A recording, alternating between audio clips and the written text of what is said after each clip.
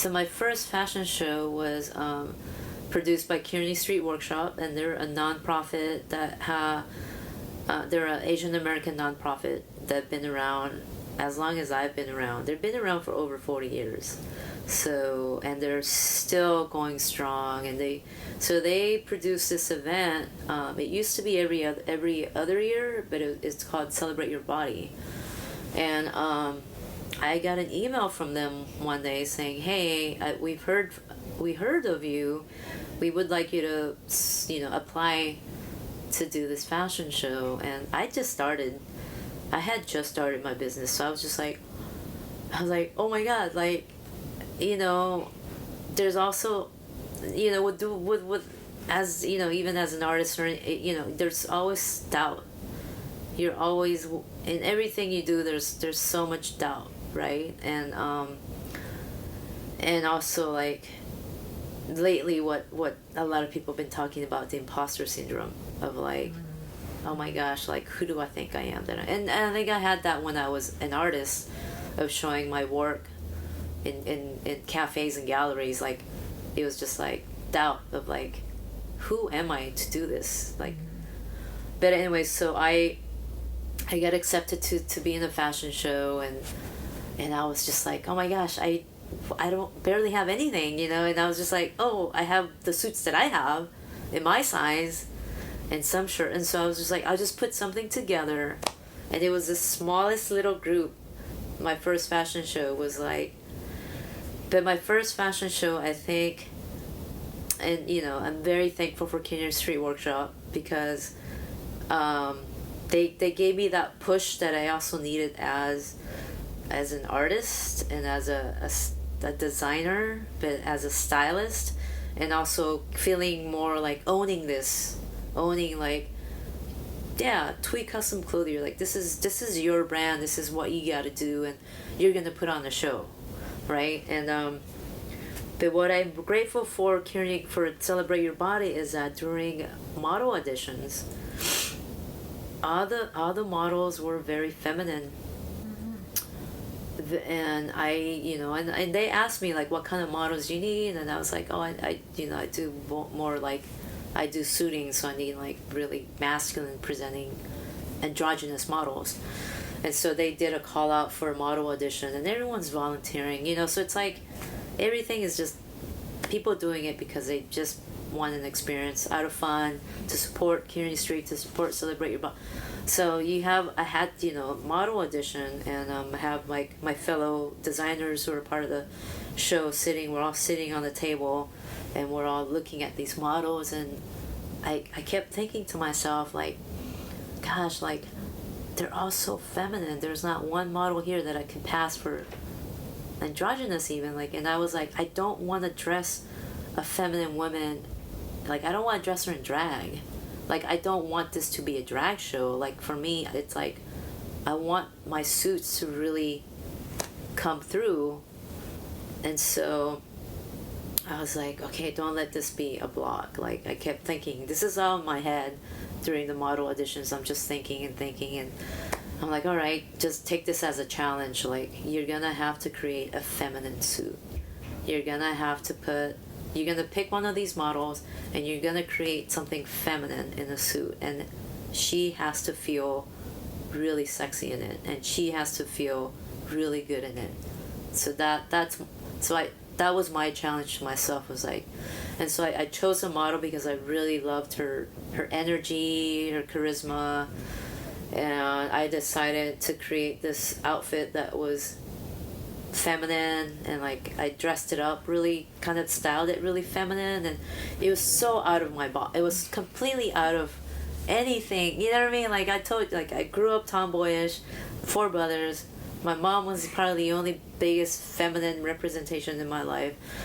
And I just like, we're gonna do these short suit, and I'm gonna have her wear this leather knee-high boots, and I'm gonna drape her with these belts, like, very, and I went shopping looking for things, so gonna have her in this belt and this blouse, like, really like feminine blouse. And the day it came for us to dress our model, and luckily I later on met some androgynous models who were able to model for me, including one of my cisgendered straight guy clients. He decided to model for me in one of his suits. I was like, yes.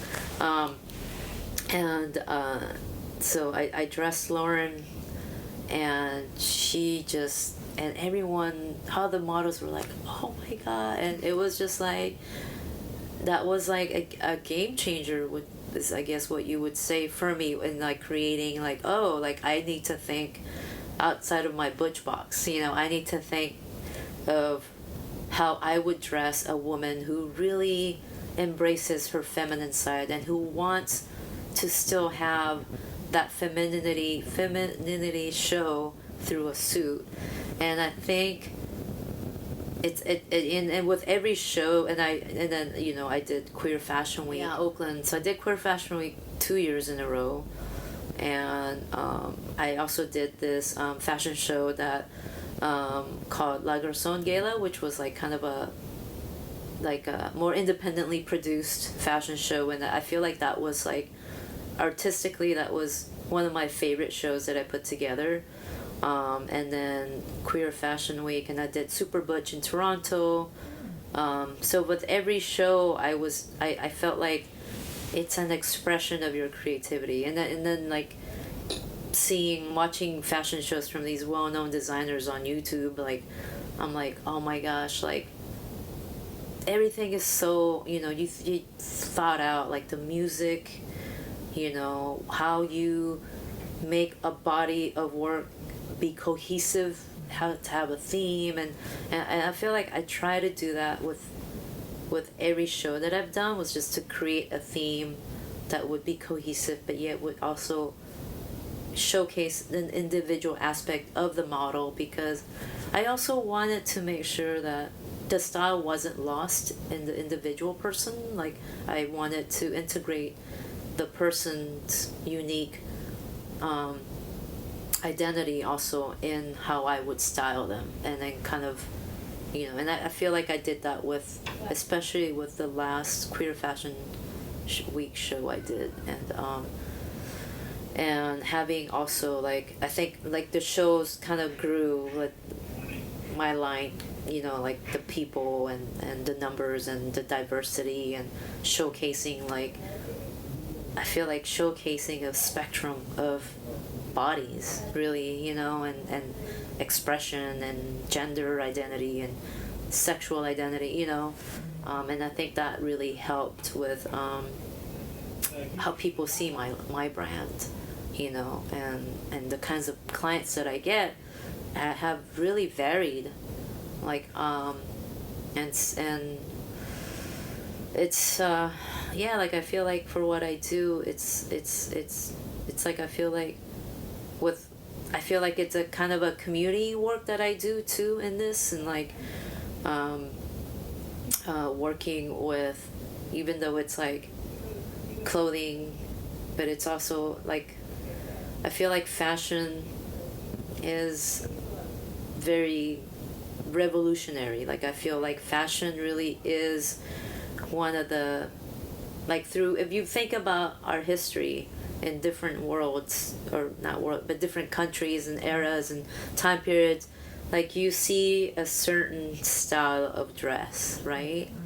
And it signifies what time period that was, now with, like, I think with all the queer designers that you've been interviewing, I think we're doing fashion for us, and I think that's, like, people ask me, well, what's the difference between what you call yourself as queer designer versus other designers who are also queer? But I was like, well, the difference it's like, there's this new wave, there's this new movement of queer designers who are designing specifically for the LGBTQ community, who are designing specifically for, queer folks, for people who are gender non-conforming, for people who are, she's, he's, theys, for people who are, us.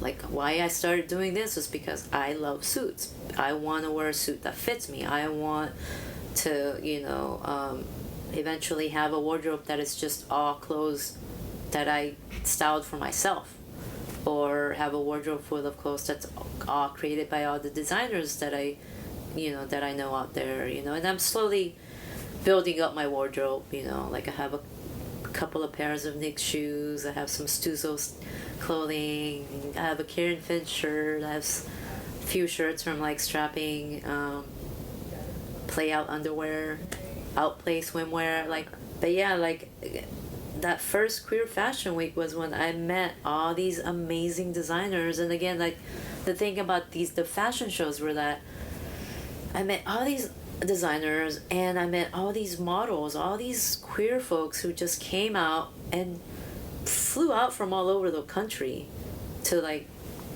participate in this event. I felt like it was an historic moment in queer fashion. It was like, this is so fucking queer. Like, I feel like the Bay Area is it's so queer. It's so like in its true essence, when you see Queer Fashion Week, you're just like, oh man, yeah, that's so queer. Like, it was just the whole spectrum of it, and so yeah, that's where I met Outplay, and I was just like, because I used to be a runner. I did a few marathons, half marathons, not full. I'm like 13 miles. I'm like, you keep going, I'm done. I'm like, you're crazy. I'm like, I did 13 miles, I'm done, I'm good. But 1 year I did like 4 half marathons in like 6 months, and I think I blew out. I feel like I overdid it. It was too much. I was like, I'm running all the time. Like, I'm just running. That's all. I think that's weird, because I feel like that's like the little obsession that I get into, that I feel like I might have picked up from my dad, is like that little. But I used to run actually cross country in junior high. I did sports, and high school I kind of like, I don't know what happened to me in high school. And that's when I met my very first Vietnamese punk rock friend, and she was a bad influence. Just kidding. No, I was like, oh yeah, I love this. But anyways, and then I started swimming, and so of course, like I'm like always struggling with finding the right swimwear, and then I saw Outplay, and I was just like, so I have their like top, and it's awesome, So, but yeah, like Queer Fashion Week was, man, like such a moment that I feel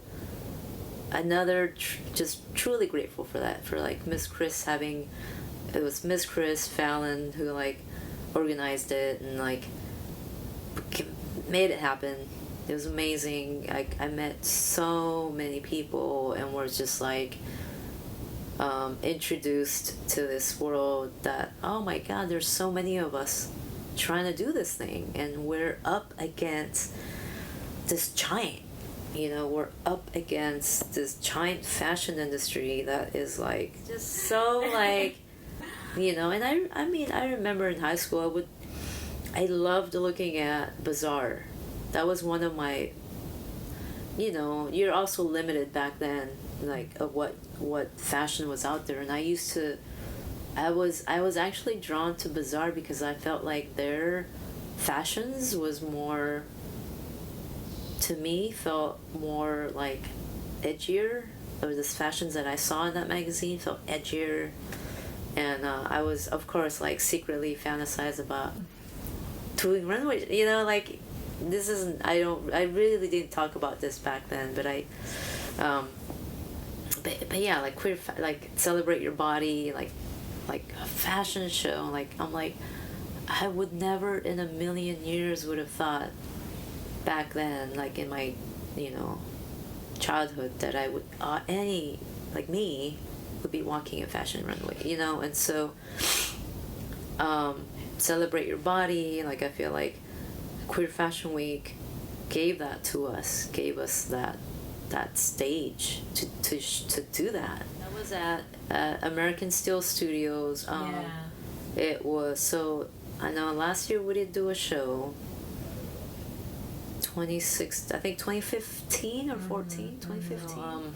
Yeah, I feel like 1 year I did like 4 shows in 1 year, and it was like, but it was thrilling. But then I at the end of 2016, I was like, I gotta take a break, because it's also really expensive. Oh yeah, it's really expensive, and I just was just like, again, just needed to like recover, and like I feel like my recovery time is really important to me. Like I like to have a lot of downtime when it comes to, you know, just like shutting down for a bit, and you know, but yeah, like I know there's Dapper Q's having a show coming up, and I'm hoping to get into that, but I have to submit an application, and it's due soon, and yeah, but I know that will be awesome in New York. So I would have to say that challenging myself to think differently, and to creating a feminine, like just creating something that was feminine, but that was also and just like I call it the Lauren suit, because I named it after her, because it was like, it was a moment where I felt like uncomfortable, but I was able to create something that looked really stunning on someone that was very feminine and people were like stunned by it, you know, like other women, other like feminine women saw her outfit and were like, oh my god, I want that. And so to me that feels good, because it's like, I think as an artist, like you have to constantly be challenged, and you have to evolve, and you have to grow, and you have to, like, again, like, who knows what THÚY Custom Clothier will look like in 5 years, you know, like, and I think also as a Libra, like,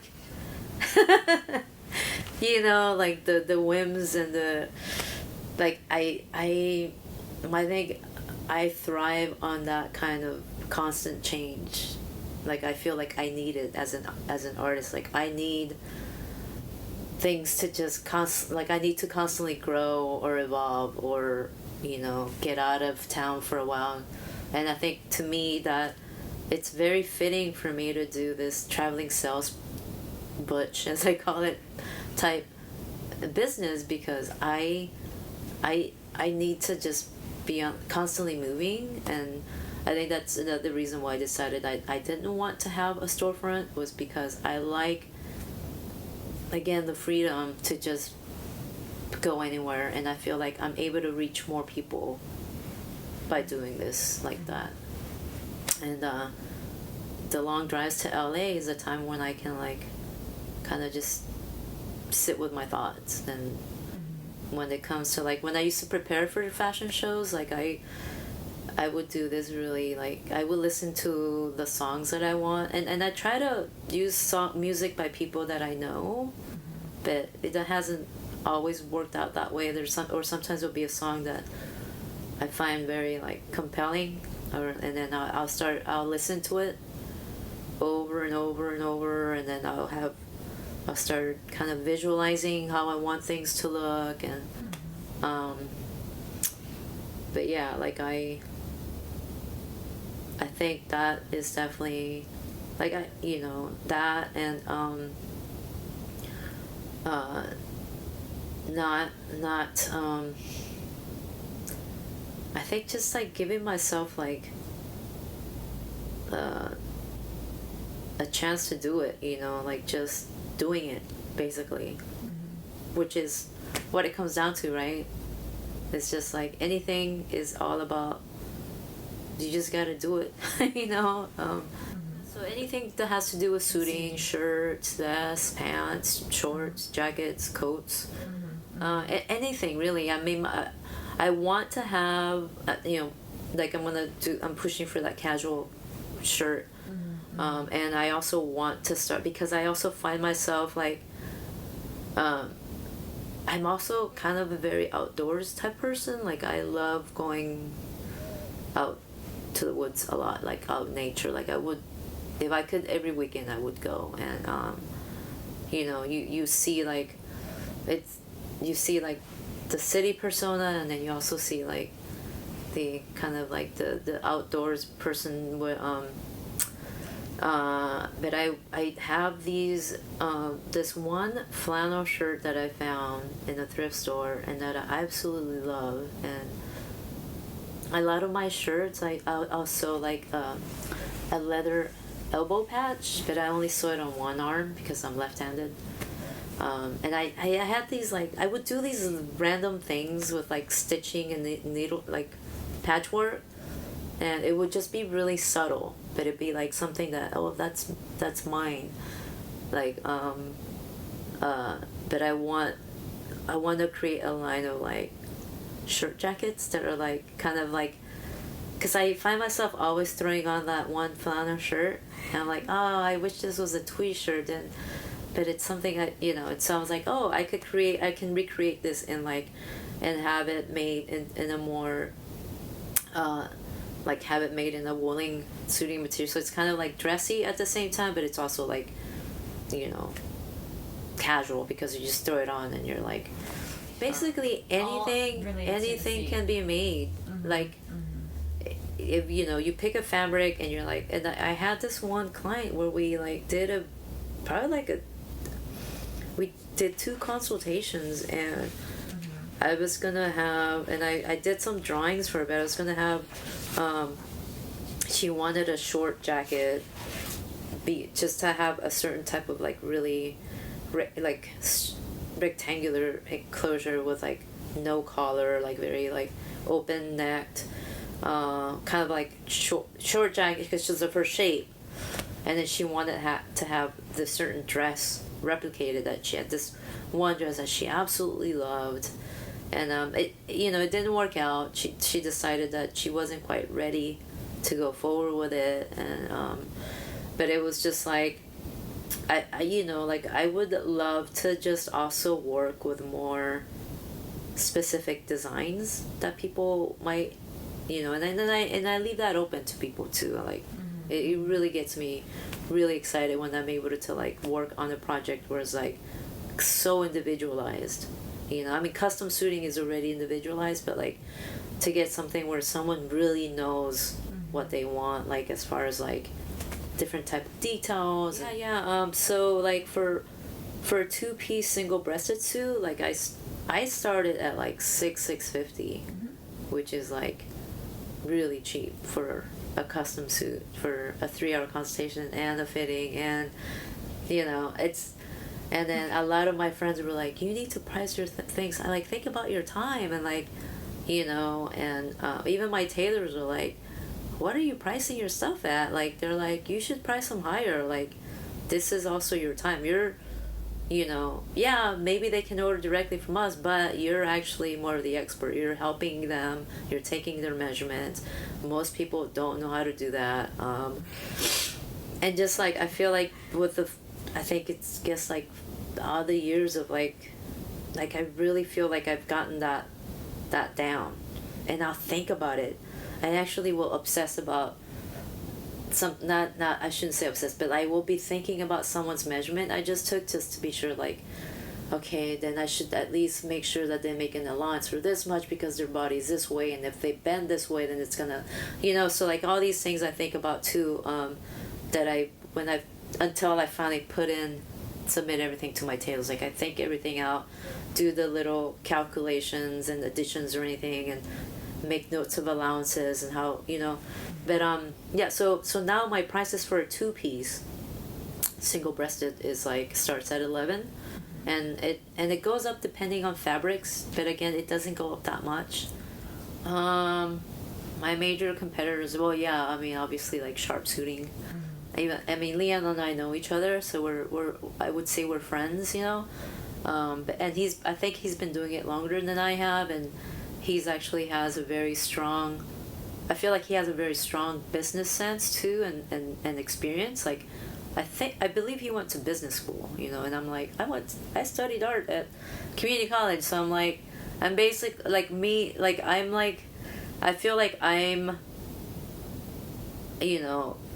kind of like the underdog about this. Like, there's been doing Keep in New York, and they've recently opened up a shop in LA, and they had that HBO special, so like they got, that was like a huge marketing for them, right?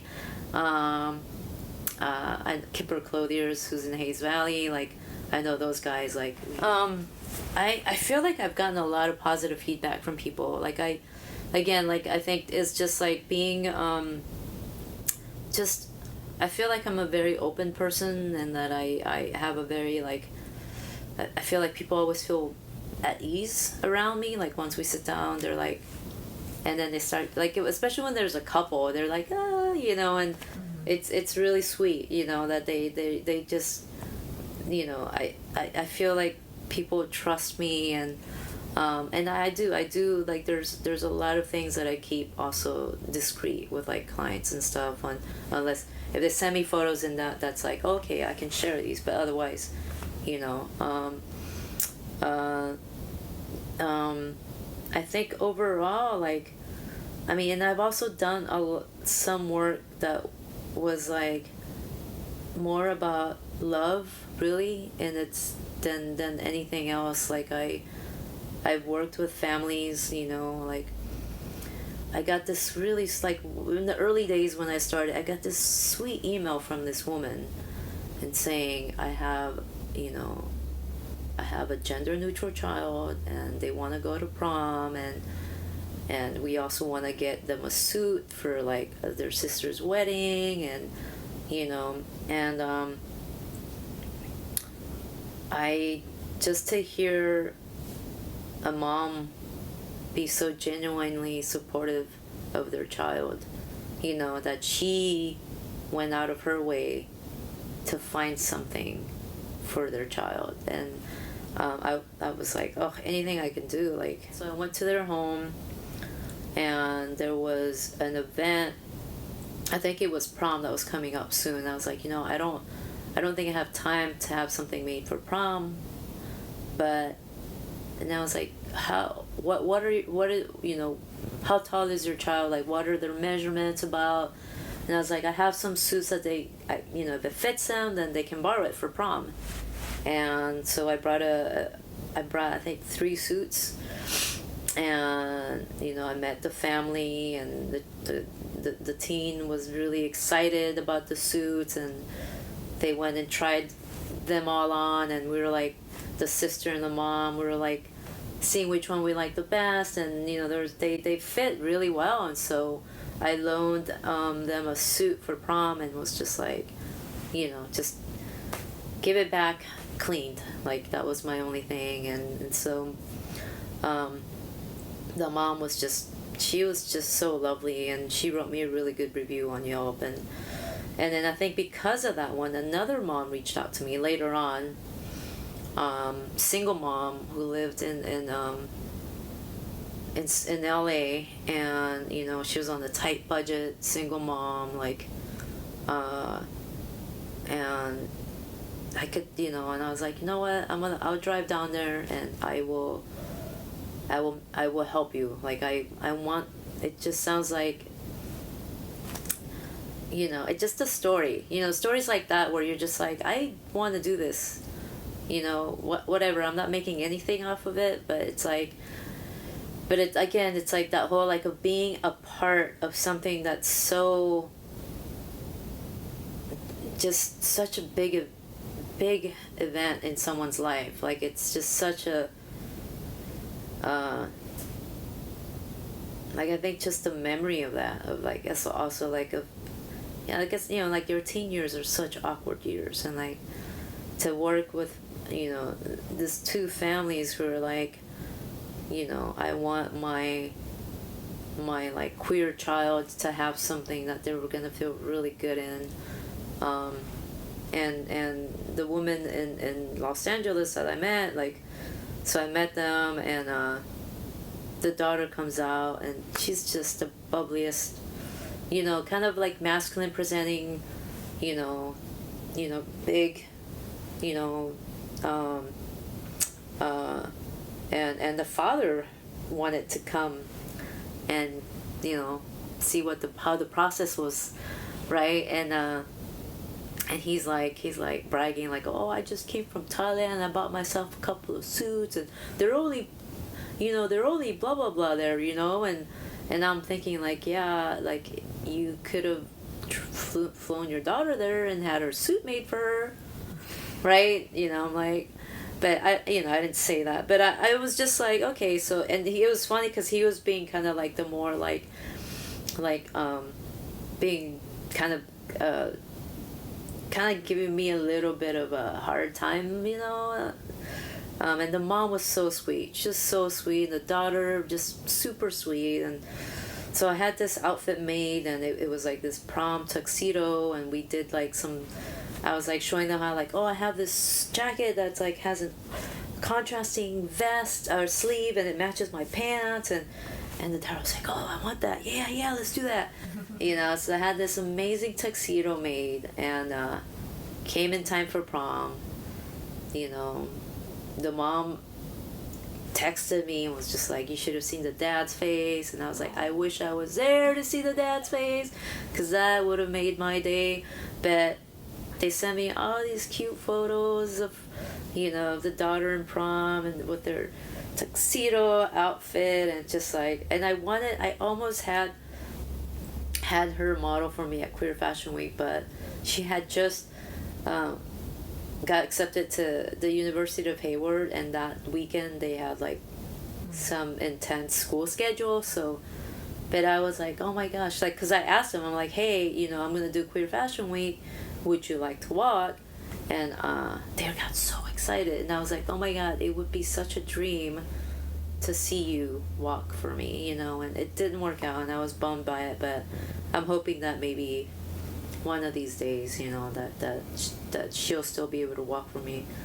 But yeah, like, I've had, honestly, I think, one person from Toronto who, like, I had to give him a discount because there was nothing I could say or do that would make them happy. And I felt that was more their issues than it was about the suit. Because I haven't had anyone who have had such problems with their suit, like, and I think it was more about how they felt about their body and how their partner might have made them feel even less comfortable, because I felt a lot of animosity from them, which was unfortunate, because I had other clients from there who were like, oh, I love my suit, like, it's perfect, it's fine, it's good to go. So lucky that no one has said anything. No one has said anything, which to me it's like, wow, because I'm very like queer on my social media, and I haven't gotten anyone who was like hostile or anything, so I haven't had any kind of weird interaction with strangers calling me or writing me emails about my line, and I think that God, being in the Bay Area has a lot to say about that. But I mean, sometimes I wonder, gosh, what if I was in a different city where it wasn't as progressive? In Atlanta, who I met through Nick, who was out here in LA, and that's how we were able to do a consult. And she wants me to go out to Atlanta, which I eventually want to get basically like a trailer and drive around the country, and just meet with people and just do like consultations on the road. I think most of my clients are in California. Like, I have Sacramento clients, LA clients, SF Bay Area. I have someone from Dallas who flew out here. I'm excited about her outfit. Yeah, because it's a big wedding. So I'm like, and then I have some big clients who I'm like, really, I can't wait for them to get their, like, I have this cisgender straight guy who I met through my friends who I call the O's. They're a couple that I stay with when I'm in LA. Sherry works for like TV film industry, and Eve is we call her Dr. Gay because she also does queer studies you and Eve should meet. I told her about this, by the way, and that you should meet Eve because she also does a lot of like those educational conferences where she does panel talks, and she's coming for a conference in San Francisco at the end of March. But I think she's a PhD and she does queer cultural women's studies, mostly queer studies, but she also does a lot of talks too. But so they introduced me to this close friend of theirs he's like this genius guy who used to work for Tesla and SpaceX and now works for this company called Hyperloop that has recently been Richard Branson from Virgin recently accumulated, I think, part of the company, so it's now Virgin Hyperloop. So he recently ordered a suit. Like, I mean, I feel like my brand, I know that it's gonna evolve most likely in the next 5 years. Like, I would like to actually create a line of clothing that is reflective of like my style too. Like, I feel like the whole point of me also doing this was because I've always felt like I had a different sort of style that I, that wasn't, that I felt like I always just kind of put together. Yeah, I'm hoping that, I know, like I also want to maybe one day like have a settle down and have a haberdashery and carry all of my queer designer friends stuff, like, that is a dream, like to have a shop where I can carry like the luxurious items of like my fellow designers, and yeah, but it's like I feel like right now it's kind of like I'm living my life month to month, really, like just not sure where things are gonna be next month. Like this month was great, and I went to LA and that was great, and like anything can happen in a year, and I don't think I'll ever quit this, like. And I've told this to some of my fellow friends. We were having a conversation one night, and I was like, to me, quitting is not an option. Like, this is basically what I have chosen to do with my life, and I just want to keep going with it. And I feel like I also have a very carefree outlook on my business as I do on my life, and I think that. I think that kind of like what my brand will be, it's just like I think it would just yeah, see, it's basically like next year could be a whole different, right? So but yeah.